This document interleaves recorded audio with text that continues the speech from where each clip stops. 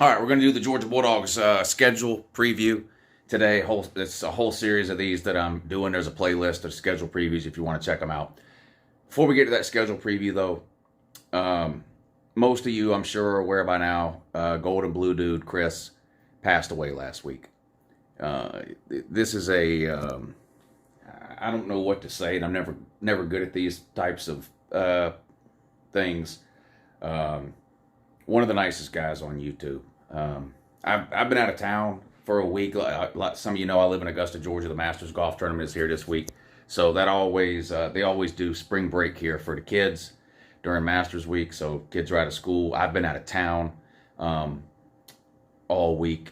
I found out the day he passed away from Chris's friend Joey about the news, and it's just horrible. I want to thank those of you who were able to help donate.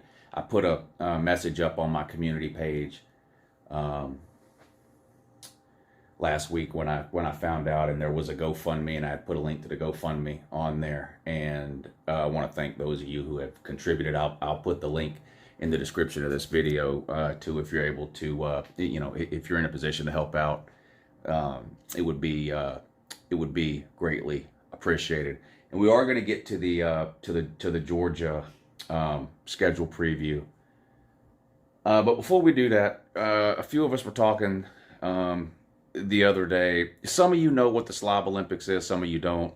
A lot of you don't care, and that's understandable. They say, well, the Slob Olympics is ridiculous. It is ridiculous, but it's completely ridiculous. It's even more ridiculous when you go and watch us do it. The Slob Olympics is not the point. The Slob Olympics is not why we get together every March. We did it in Atlanta a couple of years ago. We did it in Pigeon Forge last year. We did it on Isle of Palms, Charleston, South Carolina last month, March. The Slob Olympics is not why we do it. It's an excuse for all of us to get together and hang out for 3 or 4 days. By all of us, I mean anybody that wants to come. Anybody that's a part of the college football community. It's getting bigger and bigger every year, 40, 50, 60 people. Gold and Blue Dude absolutely loved the Slob Olympics. And he was a former champion. Gold and Blue Dude actually won the second ever Slob Olympics last year in Pigeon Forge. Let me see. 2022 Gold and Blue Dude. Uncle Lou won it this year. This is a traveling trophy. We don't get a new trophy made every year. We keep the same trophy. You can see it's got the blank nameplates on it. I got to get mine engraved, my name engraved on there. But anyway, the reason I'm bringing this up is he was at the Slob Olympics again this year. He had an amazing time. He brought a couple of his kids with him. It's just a sad situation. It's always sad when someone passes away, obviously. But I mean, this is a guy that was basically my age. I think he was a year or two younger than me. A fiance, 2 kids of his own, a total of 4 kids that he was raising. It's just a terrible situation. And there's nothing I can come on here and do or say that's going to make it any better for the people that he's left behind. There's just nothing that can fill that void for his family, the people that matter the most. His fiance, his kids, her kids, their 4 kids, his brothers that he's left behind, his family members, his friends that he's known his whole life. There's just absolutely nothing I could possibly do or say that I can think of, or that I know of anyway, that would do anything to ease their pain or their suffering. Time is really the only thing that makes these kinds of things easier to deal with, in my opinion. And we've all dealt with this at some point in our life, in one way or another. But a few of us were talking the other day, and what we're going to do with this Slob Olympics trophy, I'm going to get the entire top part of this, the nameplate where it says Slob Olympics Champions Cup. We're going to redo that. We're going to rename the Slob Olympics trophy in Gold and Blue Dude's honor. The Gold and Blue Dude Cup, the G&B Cup, the G&B Trophy something. We'll come up with exactly what it is we're going to do. But from now on, the former Slav Olympics Cup that the Slav Olympics champion gets every March when we get together. Is gonna be named in his honor. And again, does that do anything to make it easier for the ones that he's left behind? No, no. It's just it's our small way, however pointless it may seem, especially to people who weren't involved with the Slav Olympics. You've never been. Like I said, a lot of you don't care, and that's okay. But I'm telling you, when you come to these events, you get to know people on a deeper level, on a much more personal level, and that was the case with Chris, Golden Blue dude. I've had him over to my house. He's been to my house. I've had him here at my house to watch football games with me. He wasn't able to make it this season that just ended, but the season before. He came over, and if it weren't for the Slav Olympics, he never would have came to my house then to watch a football game. I mean, you meet these people there, and you develop friendships with them outside of internet. It becomes real life. There was a situation I'm not going to get into that Golden Blue dude found himself in 4 or 5 months ago, maybe. A personal situation that I don't think he ever talked about on YouTube. In fact, I know he didn't. And he called me and talked about it. I'm not going to get into it. The point is, it's kind of easy to lump everybody together as just, oh, that's just somebody from the internet. That's just somebody from YouTube. It's somebody from the college football thing on YouTube, because there's hundreds, thousands of us. It's more than that. It's more than that. You do develop relationships with these people. You get to know these people. You become friends with these people. You care about these people. And like I said, I know there's nothing I can do or say that's going to make it better or make it easier for those that are closest to him. But we're going to do what we can't do. And like I said, a Golden Blue dude loved the college football community. He loved college football. He loved YouTube. And he loved the Slav Olympics. And so we're going to do what we can do to honor his memory, and that's how we've decided to do it. Golden Blue dude, I love you, brother. And let's get on with the Georgia schedule preview. All right, here it is, Georgia's 2023 football schedule, and I don't think there's very many people who are looking at this schedule for the first time. This year's Georgia schedule has been the subject of a lot of criticism, a lot of debate, and honestly a little bit of misunderstanding already this offseason. Now, look, this is not a great schedule. There's just no way to sugarcoat that. This is not a great schedule. And yes, I'm a Georgia fan. I'm not going to, if you've been watching this channel for a while, I don't sugarcoat things when it comes to Georgia. And we're going to talk about the Oklahoma situation in a second. Georgia's supposed to play Oklahoma today. We're going to talk about that in a second. But first, let's just go through the schedule, and then I will reiterate, because I've made videos on this already with the Oklahoma thing. I will reiterate my feelings and my stance on that. I will also say this. If I'm going to defend this schedule at all, if you want to call it that, I heard this last year as well. Georgia doesn't play anybody. It's a joke of a schedule. I heard that last year. That's when we played Oregon, a top 15 team. Tennessee, a top 6 team. So when you look at a schedule in the offseason, right now, for example, we don't know really how good Florida is going to be. Now, I don't think they're going to be any good, but how many people thought Tennessee was going to be ranked number 1 in the country last year when Georgia played them? Nobody. So the point is, this schedule doesn't look exciting right now, and it's not, and the non-con schedule is bad. But you don't really know for sure how some of these games are going to look once the season rolls around and teams start winning and losing games. I still have people who go back and tell me that Georgia's schedule last year was a joke even after the season is over. Now, I don't know if these people are ignorant or trolling or whatever the case, but Georgia's opponents last year combined had the highest winning percentage of any team's opponents in the country.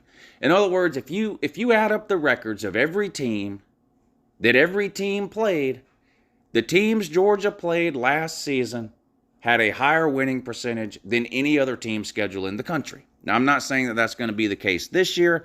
I'm just saying we get the whole they don't play nobody thing constantly. Not just Georgia. I hear it about everybody.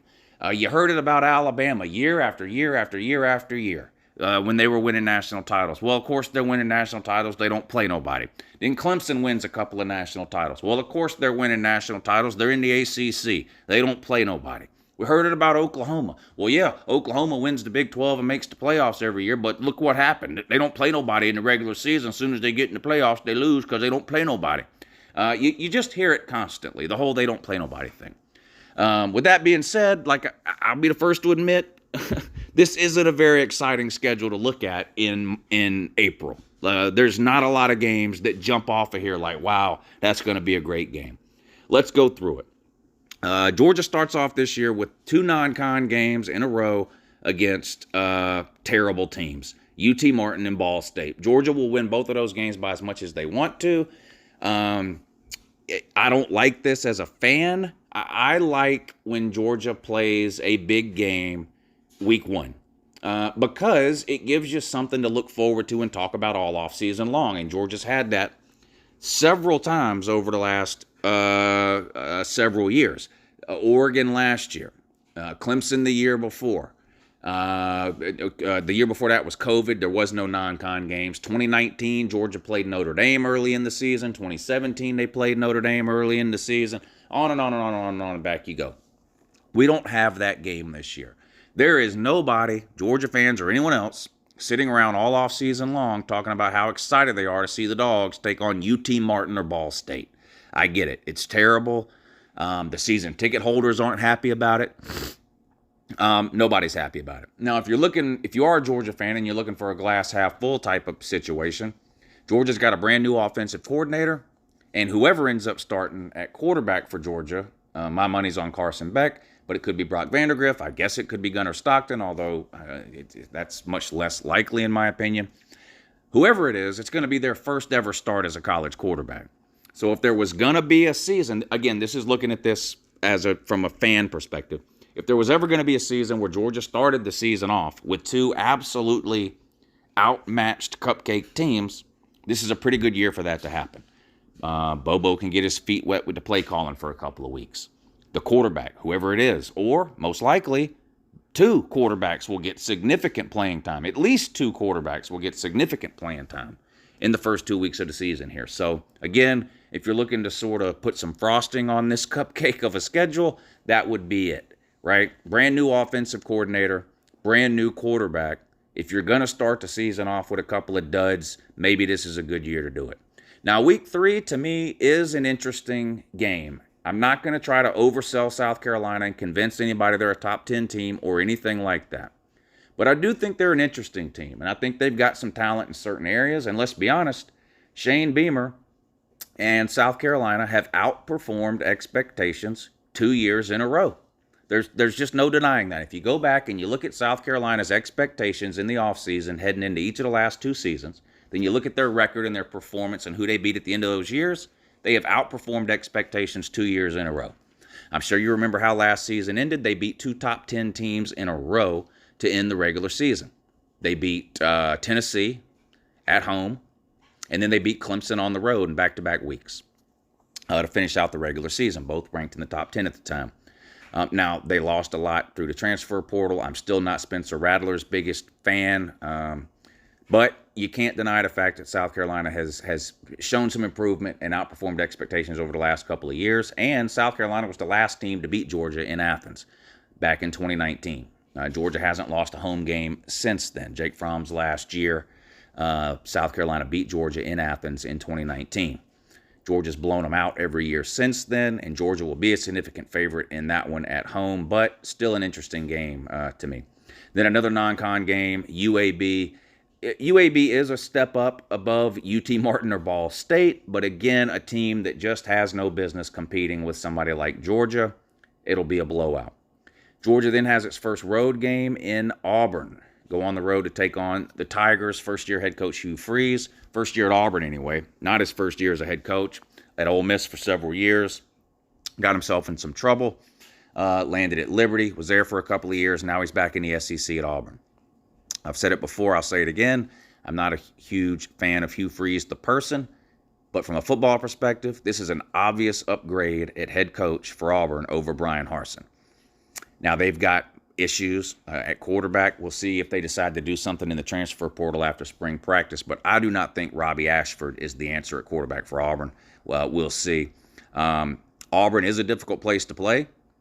Depending on what Auburn's record is at this point in the season. I mean, this is only 4 games in. I haven't done an Auburn schedule preview yet, so I don't know whether they'll be undefeated or what the likelihood of them being undefeated at this point in the season would be. Again, this is a game where Georgia will be a significant favorite, but it's a tough place to play, and we've seen weird things happen in Jordan-Hare Stadium. If I was going to rank Georgia's games in order of difficulty, the game on the road at Auburn, I think, would be one of the 2 or 3 tougher games on Georgia's schedule because of where it's at. And Hugh Freeze, first year there, I expect some improvement. Then Georgia comes back home and plays Kentucky.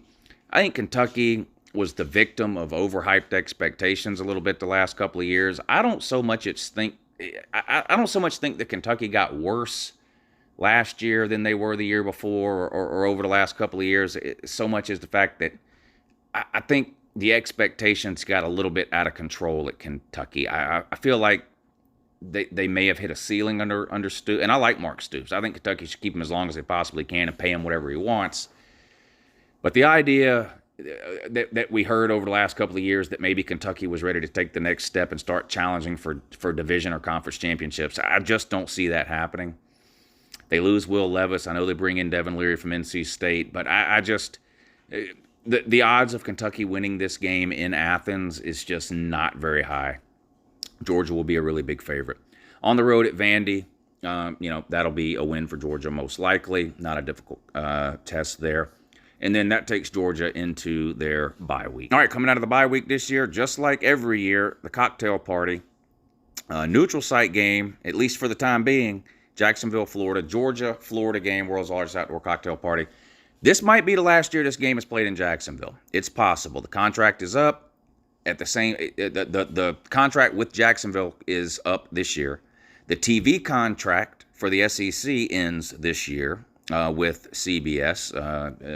ESPN and ABC are going to have all the SEC games starting in 2024. And so there's a lot of talk that this could be the last year this game is played in Jacksonville. That doesn't really matter for this. I could probably do a separate video on that. I'm not expecting a lot from Florida this year. Like Auburn, I think they're a mess when it comes to the quarterback situation. Graham Mertz, I've watched this guy play for a couple of years. He's never done anything that's impressed me, ever. Florida had a decent running game last year. A lot of that had to do with Anthony Richardson. I do like Florida's running backs, and they had a good offensive line last year, Florida did, but they losing 4 of their 5 starters off that offensive line. Their defense is nowhere near where it needs to be. Again, this is a game where Georgia will be a double-digit favorite, a significant favorite. Home against Missouri. A lot of talk about last year's Georgia-Missouri game, a game that Georgia almost and probably should have lost. Georgia just laid a complete egg in that game against Missouri, coming back, didn't have a lead in that game until late in the fourth quarter. Georgia ended up winning on the road at Missouri 26-22. I don't have a lot of expectations for Missouri. Their head coach is going into his 3rd or 4th year. He's got a 500 record every single year. He goes 6-6. Another team with some quarterback situations. They did bring in Garcia from Miami. We'll see how that works out. But just from a pure talent perspective, and this being a home game for Georgia in Athens, hard to imagine Georgia losing that game. Another interesting game here to me, Ole Miss. Trivia question. What's the only SEC team Kirby Smart has not beat? Ole Miss, that's right. Kirby Smart has beat every other SEC team. He has not beat Ole Miss, and it's not because they haven't played In Kirby's first year, 2016, Georgia went on the road to Oxford and took a beating in a game that wasn't even close. Lost on the road to Ole Miss. So this will be an opportunity for Kirby Smart to get the clean sweep in terms of wins against every SEC team at home against Ole Miss and Lane Kiffin.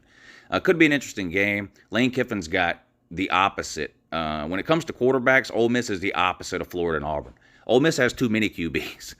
They brought in Spencer Sanders from Oklahoma State. They still have Jackson Dart from last year. They brought in that Walker Howard kid from LSU. I mean, they just got quarterbacks all over the place. Great run game.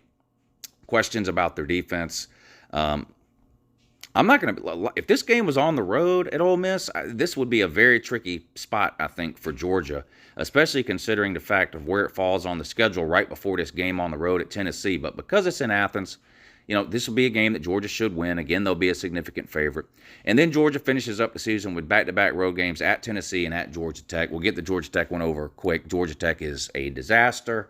Whether or not Brent Key is a good coach remains to be seen, but no matter how good of a coach he is, he's not getting them in 1 year to a level where they can compete or beat Georgia. It's just not happening. Georgia will be a huge favorite in that game. Tech will be a team that hovers around bowl eligibility this year, in my opinion. And then, so you got the game at Tennessee. Now, this is clearly, at least in the offseason, on paper, however you want to look at it, is clearly Georgia's most difficult test in 2023. Tennessee was a good team last year. They were top 10 almost the entire year, ranked number 1 at one point in the season, even though I think it was ridiculous that they were ranked number 1. They were for 1 week in November after beating Alabama. Of course, then they come in and get humiliated in Athens by Georgia. Big revenge game for Tennessee this year. They really, really want to win this game. It is an advantage, an obvious advantage to have this game in Tennessee, an advantage for the Vols, I mean. I watched almost every Tennessee game last year, and the Alabama game in particular, but a couple other home games too at Tennessee. The crowd is back in Knoxville, that's for sure. That hasn't been the case the majority of the years over the last 10 to 15 years. Those home games have been empty a lot of times in the second half of home games for Tennessee. Not the case last year. I don't expect it to be the case in this game here. This will be Georgia's most difficult game of the season on the road at Tennessee. Georgia will probably still be close to a double-digit favorite in that game, somewhere around 10 points. But that's a tricky game. Tennessee's got defensive issues. We'll see if they can get any of those fixed in the offseason before they start up in 2023. But Hendon Hooker gone, Joe Milton in. They lose a couple of wide receivers, but they've still got plenty of playmaking wide receivers.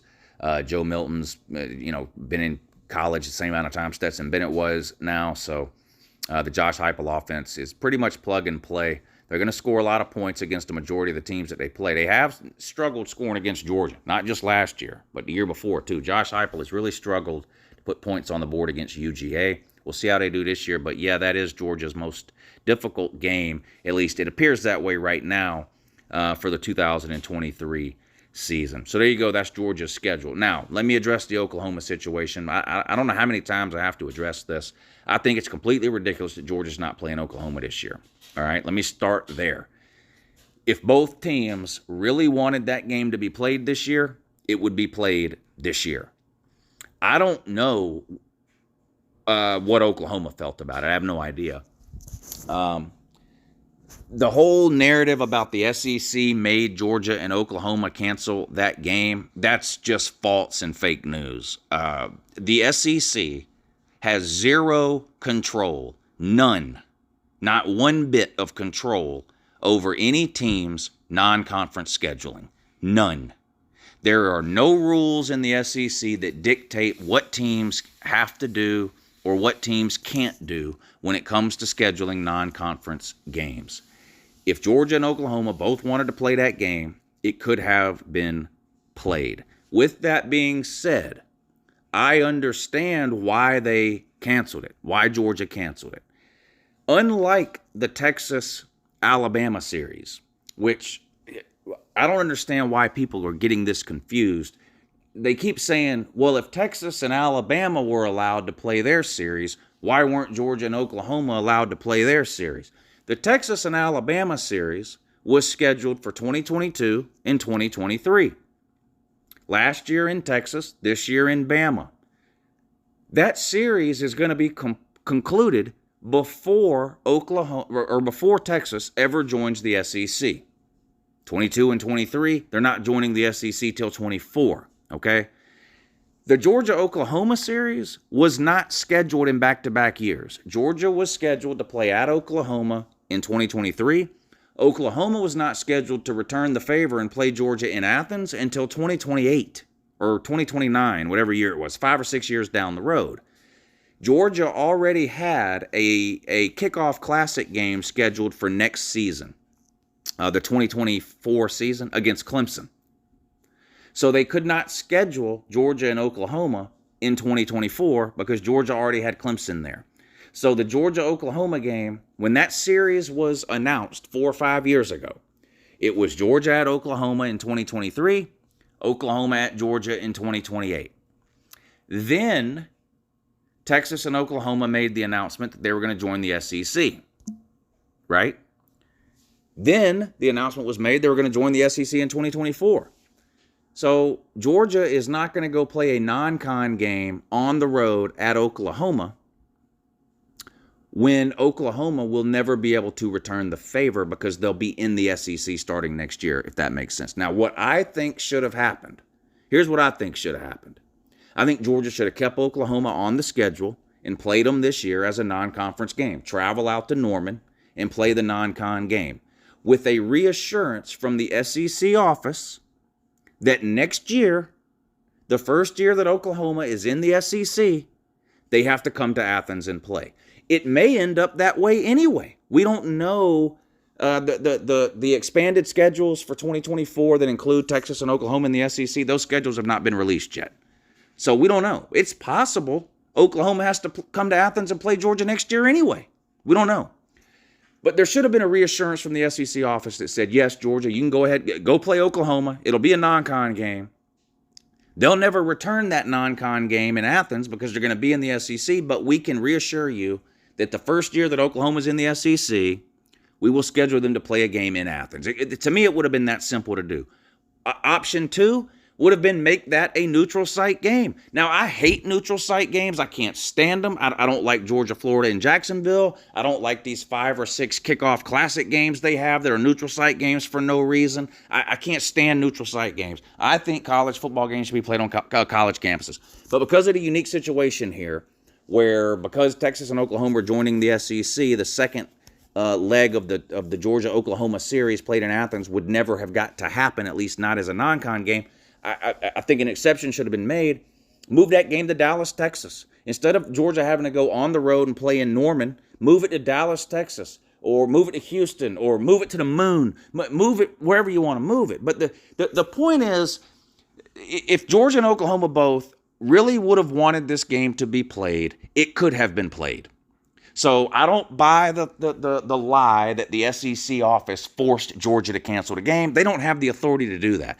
The SEC office can't tell Georgia or Bama or Florida or anybody in the SEC who to play or not to play in a non-con. That's fake news. I don't know where that came from. I don't know if somebody put that out to make Georgia feel better about the game being canceled. I don't know. But it's just not true. If the ADs of Georgia and Oklahoma would have got together and said, we want to play this game, the game could have been played. Could have been played in Norman, could have been moved to a neutral site. There are things that could have been done. For whatever reason, they weren't. And that's on Georgia. So I'm not making excuses for this schedule. The non-con schedule is pathetic. Now, the fact that Georgia Tech is in the toilet, there's nothing Georgia can do about that. It's an in-state rival. Look, Oklahoma's been beating up on Oklahoma State for how long? In-state rivals. Clemson's been beating up on South Carolina for how long? In-state rivals. Now, I know South Carolina beat them last year, but generally speaking, these in-state rivals need to be played. It's not Georgia's fault that Georgia Tech sucks. It's also not Georgia's fault that Florida currently sucks, and Auburn currently sucks, and Tennessee's been irrelevant for 15 of the last 16 years. And Missouri is terrible. None of that is Georgia's fault, and Georgia cannot control that. Georgia's got to play Missouri. They have to play Tennessee. They got to play Auburn. They got to play South Carolina. The conference games are determined by the SEC office. Georgia has no say-so in who they play in the SEC. This is the schedule model that's been in the SEC ever since Missouri and Texas A&M were added 10 years ago. There's nothing Georgia can do about that. And it's not Georgia's fault that Florida sucks and goes below 500 every year. It's not Georgia's fault that Vanderbilt is Vanderbilt. It's not Georgia's fault that Auburn can't hire a decent coach and sucks year in and year out. None of that is Georgia's fault. The non-con schedule is Georgia's fault, outside of the Georgia Tech being bad. There's nothing Georgia can do about Georgia Tech being bad, and Georgia Tech are going to play every year. UT Martin, Ball State, and UAB, that's what's on Georgia. That's what's on Georgia. One of those three games should have been a bigger non-con game. I know they tried with Oklahoma. I understand the reasons for it being canceled. I just disagree with them. I think the game should have remained on the schedule. It wasn't. That's Uncle Lou's opinion. Anyway, there you go. The 2023 Georgia Bulldogs football schedule. Have a good morning.